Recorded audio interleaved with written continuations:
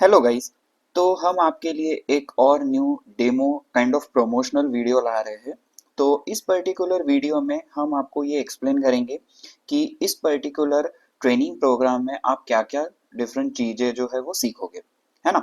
तो हम इस पर्टिकुलर ट्रेनिंग प्रोग्राम में राइट फ्रॉम द बेसिक्स हर एक चीज़ को कवर करते चलेंगे।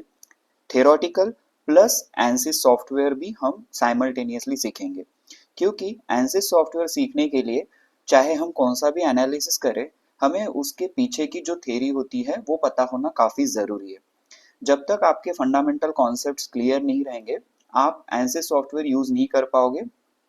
इन केस अगर आप कोई एनालिसिस परफॉर्म भी करते हो, तो उस एनालिसिस को किस तरह से स्टडी करना चाहिए, रिजल्ट्स को किस तरह से इन्फर करना चाहिए, वो आपको उतने इजीली नहीं आएगा, है ना? तो इसके लिए हम टेक्निकल पोर्शन को भी कवर करते चलेंगे, राइट? अब इस पर्टिकुलर वीडियो में मैं आपको बस एक ब्रीफिंग काइंड ऑफ एक आइडिया दूंगा कि हम क्या चीजों को है सीखने वाले हैं, किस तरह से एक पर्टिकुलर एनालिसिस परफॉर्म किया जाता है। ठीक है, तो जैसे कि आप स्क्रीन पे देख सकते हो, ये हमारा एक प्रोजेक्ट स्कीमेटिक होता है। तो हम हमारे कोर्स में ना इन डिटेल सीखेंगे कि प्रोजेक्ट स्कीमेटिक्स क्या होता है, यहाँ पे टूल बॉक्स है तो ये क्यों यूज होता है, एंड यहाँ पे और भी डिफरेंट ऑप्शंस है। तो हम इसको इन डिटेल में देखेंगे। ठीक है, एट द मोमेंट यहाँ पे हमें दो एनालिसिस दिख रहे हैं, एक तो है स्टैटिक स्ट्रक्चरल एनालिसिस और एक है steady state thermal analysis, right? और अगर आप देखो तो यहाँ पे ना कुछ कनेक्शन दिया हुआ है, तो इसका क्या मीनिंग होता है, तो उसको भी हम इन डिटेल देखेंगे जब हम ट्रेनिंग प्रोग्राम को कवर करेंगे। ठीक है, एट द मोमेंट मैंने आपके लिए एक डाई प्लेट का एनालिसिस परफॉर्म किया है। एक हॉलो डाई प्लेट है, तो उसके ऊपर मैंने structural as well as thermal analysis को परफॉर्म किया हुआ है, एंड हम देखेंगे कि किस तरह से एनालिसिस होता है बेसिकली इन अ वे। ठीक है, अब क्योंकि टाइम कंस्ट्रेंट है तो हम यहाँ पे कंप्लीटली एनालिसिस को परफॉर्म नहीं करेंगे। मैं आपको जस्ट यहाँ पे शो करूंगा कि किस तरह से हम एनालिसिस सॉफ्टवेयर को यूज करते हैं। ठीक है, तो एट द मोमेंट जो आप स्क्रीन पे देख रहे हो, ये होता है मैकेनिकल एनालिसिस, जो कि हमारा मैकेनिकल मॉडलर होता है, जिसमें कि हम बेसिकली हमारे एनालिसिस को परफॉर्म करते हैं। ठीक है, तो जैसे कि आप देख सकते हो यहाँ पे ज्योमेट्री है, तो ये जो है हमारी एक हॉलो डाई प्लेट है ना? तो इसका कुछ डायमेंशंस होगा। अब इस पर्टिकुलर प्लेट पे हमें एनालिसिस परफॉर्म करना है। सबसे पहले स्ट्रक्चरल एनालिसिस और उसके बाद थर्मल एनालिसिस, है ना? यहाँ पे आप देख सकते हो हमारे आउटलाइन में यहाँ पे दिया हुआ है static structural and steady state thermal. ठीक है, अब गाइज अगर मैं आपको एक ब्रीफिंग में बताऊं कि हम एनालिसिस किस तरह से परफॉर्म करते हैं, तो जब भी हम एनालिसिस सॉफ्टवेयर को यूज करेंगे तो फर्स्ट स्टेप हमारा जो होता है मोस्टली ऑब्वियसली वो होता है ज्योमेट्री, जो कि होता है हमारा बेसिकली मॉडल। ठीक है, तो यहाँ पे भी दो ऑप्शन होते हैं, या तो आप directly analysis modeller design modeller में हमारे कंपोनेंट को क्रिएट कर सकते हो, या फिर बेस्ट सुटेबल वे होता है हम डिफरेंट कैड सॉफ्टवेयर से जो है फाइल को इंपोर्ट करते हैं, है ना? तो इस पर्टिकुलर एनालिसिस के लिए भी मैंने जो ये कंपोनेंट है, इसको मैंने एनसिस में ही डिजाइन किया हुआ है। ठीक है, यहाँ पे हमारा यहाँ पे सॉलिड दिख रहा है। तो क्योंकि ये हमारा डिजाइन मॉडलर नहीं है, रादर मैकेनिकल मॉडलर है, आप देख सकते हो एनसिस मैकेनिकल, तो यहाँ पे हमें इसका स्केच वगैरह नहीं दिखाई देगा।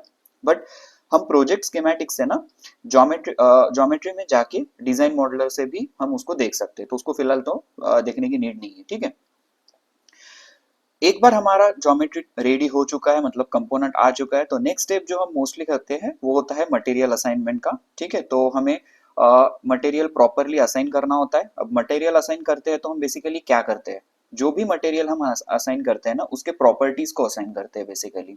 ठीक है, आइसोट्रोपिक इलास्टिक प्रॉपर्टीज होंगे तो उसके लिए हमें कौन से प्रॉपर्टीज की नीड होती है ना? तो हम डिटेल में देखेंगे कि हमें कितने यहाँ पे प्रॉपर्टीज को अप्लाई करना होता है, किस तरह से करना होता है।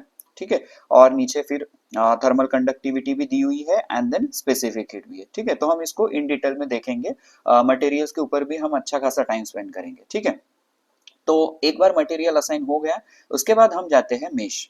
ठीक है, अब एनसिस में मेश एक बहुत ही इंपॉर्टेंट टॉपिक होता है। बेसिकली मेश का मीनिंग क्या होता है, हम किस तरह से मेश मेशिंग टेक्निक को यूज करते हैं।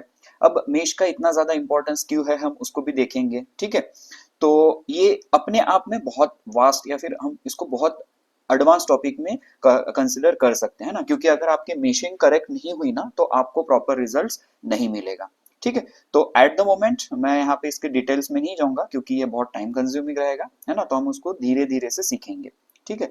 तो आप देख सकते हो कि हमारे दो स्टेप्स, रादर तीन स्टेप्स हमने कवर कर लिए। पहले तो था कि हमने मॉडल को इंपोर्ट किया था, उसके बाद रादर यहाँ पे मॉडल को क्रिएट किया था इस पर्टिकुलर एनालिसिस में, उसके बाद मटेरियल को असाइन किया है हमने। ठीक है। नेक्स्ट थिंग जो है वो है हमने इसको मेश किया। अब मेश किया है मतलब क्या किया है हमने, बेसिकली जो हमारा एक 3D कैड मॉडल था उसको हमने मल्टीपल एलिमेंट्स में कन्वर्ट किया है रादर। ठीक है। कन्वर्ट या फिर हम इसको बोल सकते हैं कि एक कंप्लीट सॉलिड मॉडल को डिफरेंट एलिमेंट्स में डिवाइड किया है ना, तो उसको हम डिस्क्रीटाइजेशन बोलते हैं, है ना। तो वो अब हम क्यों करते हैं, तो उसके पीछे की भी थ्योरी आपको जानना जरूरी है, तो हम हमारे कोर्स में उस पर्टिकुलर थ्योरी पोर्शन को भी अच्छे से कवर करेंगे। राइट। एक बार हमारा मेश कंप्लीट हो गया, फिर बारी आती है हमारे एनालिसिस की। ठीक है। तो अब क्योंकि हम स्टैटिक स्ट्रक्चरल एनालिसिस परफॉर्म कर रहे हैं, तो इसमें आपको जो बाउंड्री कंडीशंस होगी वो स्टैटिक स्ट्रक्चरल एनालिसिस के हिसाब से ही आपको देना पड़ेगा। अब बाउंड्री कंडीशंस क्या होती है, हमें बाउंड्री कंडीशंस क्यों देनी पड़ती है, कितने टाइप के बाउंड्री कंडीशंस हम दे सकते हैं, चाहे फिर वो स्टैटिक स्ट्रक्चरल एनालिसिस हो या फिर थर्मल एनालिसिस हो, किस तरह से डिपेंडिंग अपॉन द एनालिसिस हमारे बाउंड्री कंडीशंस डिफरेंट होते हैं, तो वो सारे चीजों को हम इन डिटेल स्टडी करेंगे। अब इस पर्टिकुलर एनालिसिस में हमने दो बाउंड्री कंडीशन दिए हैं। एक तो है फिक्स सपोर्ट, आप यहाँ पे देख सकते हो। ठीक है। हमने प्लेट को नीचे से फिक्स्ड कर दिया है ताकि प्लेट कहीं पे मूव ना हो, है ना, डिस्प्लेस ना हो। उसके बाद हमने फोर्स को अप्लाई किया हुआ है। ठीक है। और फोर्स की वैल्यू भी यहाँ पे हमें दी हुई है, 500 न्यूटन है, जो इस पर्टिकुलर फेस पे अप्लाई हुआ है in the negative Y direction, यानी टुवर्ड्स द ग्राउंड। ठीक है। तो ये हमारे दो बाउंड्री कंडीशंस है। उसके बाद हमने इस पर्टिकुलर एनालिसिस को सॉल्व करके कुछ रिजल्ट्स को ऑब्टेन किया हुआ है। जो पहला होता है टोटल डिफॉर्मेशन। ठीक है।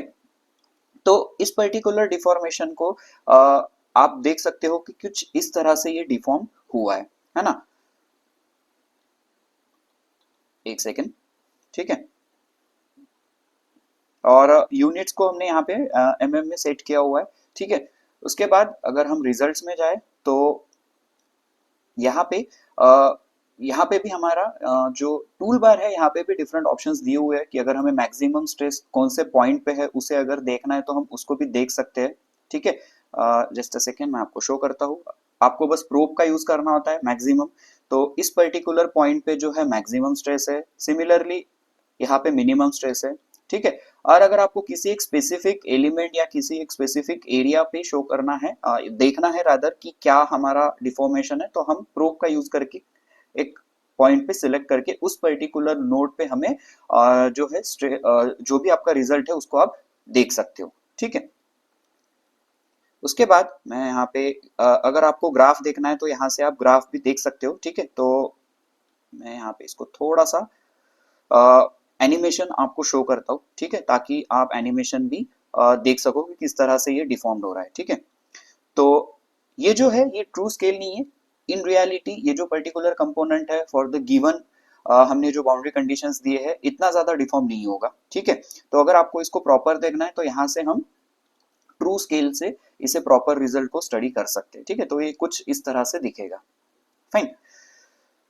उसके बाद जो है नेक्स्ट चीज जो हमें देखनी है वो है यहाँ पे हमने इक्विवेलेंट स्ट्रेस दिया है, तो स्ट्रेस की वैल्यू कुछ ये है जो कि काफी कम है और वो यूनिट जो है वो मेगा पास्कल में है। सिमिलरली स्ट्रेन की वैल्यू। फाइन। अब स्टैटिक स्ट्रक्चरल होने के बाद इस पर्टिकुलर कंपोनेंट पे हमने थर्मल स्ट्रेस को भी थर्मल एनालिसिस भी परफॉर्म किया हुआ है। ठीक है। अब थर्मल एनालिसिस में हमने क्या किया है, again boundary conditions thermal analysis के लिए कुछ डिफरेंट रहेगा। ठीक है। तो थर्मल एनालिसिस के लिए हमने क्या किया है कि ये जो इनर सरफेस है यहाँ पे हमने टेम्परेचर को अप्लाई किया है। ठीक है। जो कि है ये, एंड उसकी वैल्यू है 125 डिग्री सेंटीग्रेड। उसके बाद ना हमने कन्वेक्शन दिया हुआ है कि जो बॉटम सरफेस से ये जो पर्टिकुलर मॉडल है यहाँ से हीट कन्वेक्ट होगी। ठीक है। तो जैसे कि मैंने स्टार्टिंग में कहा था, कोई भी एनालिसिस जब हम परफॉर्म करते हैं तो उसके जो फंडामेंटल कॉन्सेप्ट्स है उसका आइडिया होना काफी जरूरी है। ठीक है। अब आपको कन्वेक्शन का मीनिंग पता होना चाहिए क्योंकि इस पर्टिकुलर कंपोनेंट को सॉल्व करने के लिए, रादर एनालिसिस करने के लिए आपको कौन से बाउंड्री कंडीशंस देना है ना। अब बहुत सारे डिफरेंट बाउंड्री कंडीशंस होते हैं। अगर मैं यहाँ से आपको शो करूँ तो आप देख सकते हो कि डिफरेंट डिफरेंट यहाँ पे बाउंड्री कंडीशंस है। तो आपके एनालिसिस के हिसाब से आपका क्या रिक्वायरमेंट है, आपके पास कौन सा इनपुट डेटा अवेलेबल है, उसके हिसाब से हमें प्रॉपर बाउंड्री कंडीशंस को अप्लाई करना होता है। ठीक है, उसके बाद अगेन हमने यहाँ पे इसको सॉल्व किया है, यहाँ पे हमने रिजल्ट ऑब्टेन किया है जो होता है पहला टोटल हीट फ्लक्स है एंड देन टेम्परेचर है। ठीक है, तो यहाँ पे अगर हम इंटरनल सरफेस पे 125 डिग्री सेंटीग्रेड टेम्परेचर को अप्लाई कर रहे हैं और इसका कन्वेक्शन रेट जो हमने एक स्पेसिफिक कन्वेक्शन रेट दिया हुआ है यहाँ पे आप देख सकते हो, हमने फिल्म कोएफिशिएंट के थ्रू यहाँ पे अप्लाई किया हुआ है। तो इस पर्टिकुलर गिवन कंडीशन के लिए हमारा जो मिनिमम टेम्परेचर रहेगा वो बॉटम में आएगा, क्योंकि कन्वेक्शन के कारण हीट जो है वो डेविएट हो जाएगी, है ना। तो हमारा कुछ इस प्रकार से रिजल्ट ऑब्टेन हुआ है। ठीक है, अगर यहाँ पे भी हमें एनोटेशन की फिलहाल तो मुझे नीड नहीं है तो मैं इसको हाइड कर देता हूँ, है ना। हमें इसको एनिमेशन देखना है तो कुछ इस तरह से एनिमेशन दिखेगा इसका टेम्परेचर के लिए। ठीक है, तो मैं इसको हाइड कर देता हूँ फिलहाल के लिए, है ना। तो एट द मोमेंट मुझे इसकी नीड नहीं है। एक सेकंड। ठीक है, तो यहाँ पे अब हमारा जो ये आउटलाइन होता है इसमें ना हम जहां पे भी क्लिक करेंगे तो उस पर्टिकुलर कंडीशन को या फिर उस पर्टिकुलर सिचुएशन को वो शो करेगा। ठीक है, अभी जैसे कि हमने यहाँ पे स्टेडी स्टेट पे सिलेक्ट किया है तो स्टेडी स्टेट कंडीशन के लिए ही ये दिखाएगा कि जहाँ पे हमने यहाँ पे टेम्परेचर और कन्वेक्शन को अप्लाई किया। अगर मैं सॉल्यूशन पे जाता हूँ तो वो सॉल्यूशन को दिखा शो करेगा। सिमिलरली अगर मैं मेश पे जाता हूँ तो मेश को शो करेगा, है ना। तो आप जहाँ पे भी क्लिक करोगे तो वो पर्टिकुलर सिचुएशन हमें यहाँ पे दिखाई देगी। फाइन, तो इस तरह से हम जो है एनालिसिस को स्टडी करते हैं या फिर हम एनालिसिस को परफॉर्म करते हैं, उसके कुछ ये स्टेप्स हैं। ठीक है, अब जब हम हमारा कोर्स को स्टार्ट करेंगे तो हम इन डिटेल देखेंगे कि किस तरह से हमें ज्योमेट्री को या तो क्रिएट करना है या फिर इंपोर्ट करना है, तो उसके लिए हमें डिजाइन मॉडलर को स्टडी करना होता है। ठीक है, तो उसको हम इन डिटेल अच्छे से स्टडी करेंगे। उसके बाद हम मटेरियल्स के बारे में भी स्टडी करेंगे कि मटेरियल्स के कौन से प्रॉपर्टीज को हमें अप्लाई करना होता है, किस प्रॉपर्टी का हमें नॉलेज होना चाहिए, है ना। उसके बाद जो भी सारे फंडामेंटल कॉन्सेप्ट्स होते हैं किसी भी एनालिसिस को परफॉर्म करने के लिए उसको हम स्टडी करेंगे, जो कि हमारा टेक्निकल या थ्योरेटिकल पार्ट आएगा, है ना। डिफरेंट टर्म्स होते हैं तो उसको हम स्टडी करेंगे। उसके बाद हम ये देखेंगे एनालिसिस में अगर मैं आपको यहाँ पे शो करूँ तो बहुत सारे डिफरेंट टाइप्स ऑफ एनालिसिस है, यहाँ पे आप देख सकते हो। तो हम सारे डिफरेंट एनालिसिस को कवर करेंगे। ठीक है, उसके बाद हम ये देखेंगे कि किस तरह से मेशिंग को किया जाता है। जैसे कि मैंने पहले ही कहा था, मेशिंग एक बहुत एडवांस टॉपिक है, तो हम देखेंगे कि किस तरह से डिफरेंट डिफरेंट वेज से हम मेश को क्रिएट कर सकते हैं, है ना। तो इस तरह से आपको throughout the training programme analysis को हम बेसिक से स्टार्ट करके एडवांस तक की जाएंगे। ठीक है, तो जिसमें आपको कंप्लीटली नॉलेज मिल जाएगा और आप अगर किसी भी कंपनी में ज्वाइन करते हो तो आप खुद होके एनालिसिस को परफॉर्म कर पाओगे। ऑब्वियसली एनालिसिस एक बहुत ही वास्ट सॉफ्टवेयर है ना। अगर आप ये सोच रहे हो कि 2 महीने में आप एनालिसिस एक्सपर्ट बन जाओगे तो वो पॉसिबल नहीं है ना। तो आप जो आपके थॉट्स है या फिर जो भी आपका माइंडसेट है तो वो रॉन्ग माइंडसेट हमें नहीं रखना है। नॉट ओनली एनालिसिस, कोई भी सॉफ्टवेयर आप 2 महीनों में सीख के एक्सपर्ट नहीं बन सकते हो, है ना। तो हमें बेसिक से स्टार्ट करके एडवांस तक जाना है, तो इसलिए हमें उतना टाइम तो स्पेंड करना ही होगा, है ना।